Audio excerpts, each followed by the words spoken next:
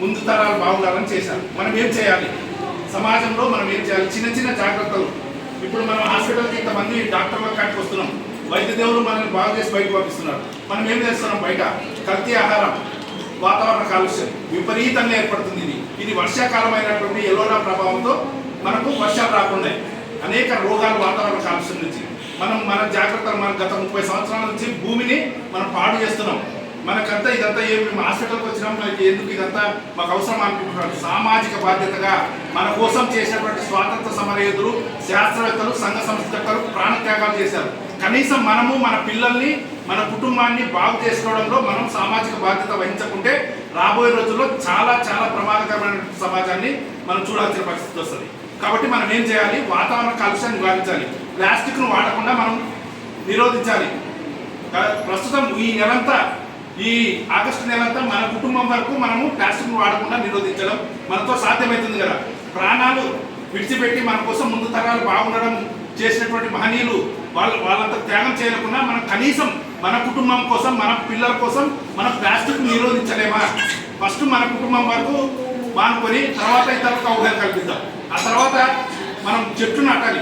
చెట్టు లేకపోతే మనం అస్సలు జీవించి ఉండలేము. ఆహారం లేకుండా ఒక రోజు బతకొచ్చు, నీళ్లు లేకుండా ఒక రోజు బతకొచ్చు, గాలి లేకుంటే ఒక నిమిషం కూడా బతకలేదు. మనకు గాలి చెట్టు నుంచే వస్తుంది. ప్రస్తుత సమాజంలో మన దేశ రాజధాని ఢిల్లీలో కూడా వాతావరణ కాలుష్యం విపరీతంగా లేకుండా ఈ చిన్నపిల్లల అనారోగ్యానికి బాధపడుతున్నారు. కాబట్టి అదే కాకుండా మన భారతదేశంలో దాదాపు 40 నగరాలు డేంజర్ జోన్లో ఉన్నాయి వాతావరణ కాలుష్యం. డాక్టర్లు ఎంత బాగు చేసి మనల్ని బయటకు పంపించినా మన బయట వాతావరణ కాలుష్యం ఇష్టం వచ్చినట్టు పిల్లలకి, చిన్నపిల్లలకు మనం ఇష్టం వచ్చినట్టు కుర్కురే ప్యాకెట్లు, అంగట్లో దొరికేటివి నానాకు అన్నీ పెడుతున్నాం. అవన్నీ రసాయనాలతో కూడుకునేవి. జాగ్రత్తగా తల్లులు అందరూ మనం జాగ్రత్తగా ఉండి మనం ఖచ్చితంగా కొంత బాధ్యతతో వహించి పిల్లల ఆరోగ్యాన్ని కాపాడి సమాజాన్ని కూడా మన వంతు కాపాడాల్సిన బాధ్యత ఉంది. ఇక్కడ ఉన్న వాళ్ళందరికీ బండ్లు ఉన్నాయి. వారంలో ఒక రోజు బండి వాడకుండా ప్రభుత్వ వాహనాన్ని వాడుకోవాలి. వాతావరణ కాలుష్యంలో పొగని నివారించిన వాళ్ళు అవుతాం. కనీస బాధ్యతలు మనం కనీసం ఇంటి పక్కన మనం కసు కొట్టి మన కసును పక్కింటి వరకే మనం అద్దు వరకే అని అక్కడ వదిలేస్తాం. దోమలు వృద్ధి చెందుతాయి. ప్రపంచంలోనే అతి భయంకరమైన జీవి దోమ.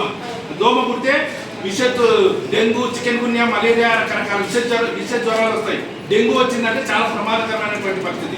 కాబట్టి మనం దోమలు కుట్టుకోకుండా చేసుకోవాలి, పరిశుభ్రతంగా ఏర్పాటు చేసుకోవాలి, చెట్లను నాటాలి. ఖచ్చితంగా ఒక చెట్టు నాటి మహావృక్షంగా తయారు చేస్తే కొన్ని వేల మంది ఆరోగ్యాన్ని ఇచ్చిన వాళ్ళం. ఇటువంటి వైద్య దేవులు మన అందరినీ బాగు చేసి బయట పంపిస్తే మనం మళ్ళీ కల్తీ ఆహారం తిని వాతావరణ కాలుష్యంతో మళ్ళీ వస్తున్నాం. కాబట్టి మన పిల్లల్ని, మనం ఇంటి పక్కన వాళ్ళని అందరినీ ఆరోగ్యంగా ఉంచడంలో మనం అంతా కృషి చేయాలని నేను కోరుకుంటున్నాను. అలాగే మన భారతదేశంలో పార్లమెంటులో 1994లో లింగ నిర్ధారణ నివారణ చట్టాన్ని ప్రవేశపెట్టారు. ఎందుకు ప్రవేశపెట్టారు? మన మేడం గారు, రమ్యకృష్ణ మేడం గారు కూడా దానికి చైర్మన్గా ఉంటారు. గర్భిణీశీల డాక్టర్ కాబట్టి చైర్మన్గా ఉంటారు. మనం ఏం చేయాలి, మన భారతదేశంలో స్త్రీ నిష్పత్తి రోజు రోజుకు తగ్గుతుంది.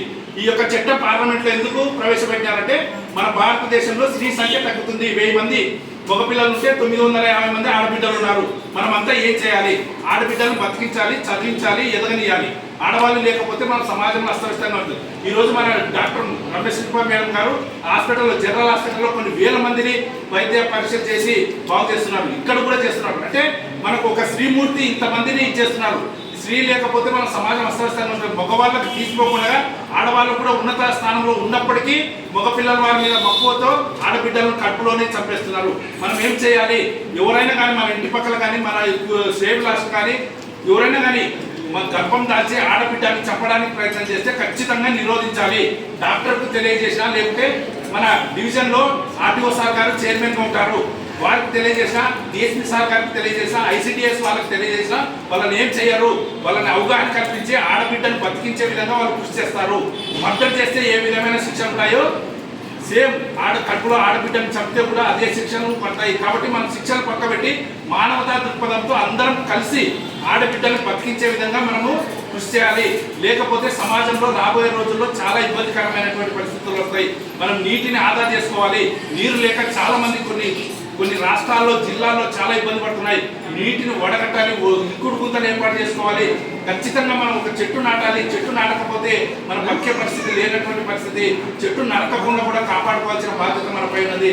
ఖచ్చితంగా ఈ చిన్న చిన్న జాగ్రత్తలు, ఇంటి పరిశుభ్రత, వ్యక్తిగత పరిశుభ్రతతో పాటు చెట్టు నాటే విధంగా, ప్లాస్టిక్ నివారించే విధంగా, ఈ ఆడబిడ్డలను బతికించే విధంగా కొన్ని చిన్న చిన్నగా మనం చేసుకుంటూ మన కోసం కాదు, మన కోసమేది ఎవరి కోసం కాదు, మన కుటుంబం కోసం చేసుకుంటా ముందుకు పోతే ఖచ్చితంగా మనం సమాజంలో కొంత సహకారాలు అందించిన వాళ్ళతో దేశ అభివృద్ధికి, రాష్ట్ర అభివృద్ధికి, మన డోర్ పట్టణాభివృద్ధికి కూడా మనం అంతా కృషి చేయాల్సిన బాధ్యత ఎంతైనా ఉంది. ఇటువంటి అవకాశాన్ని ఇచ్చినటువంటి సార్ గారికి నమస్కారం తెలియజేస్తాను.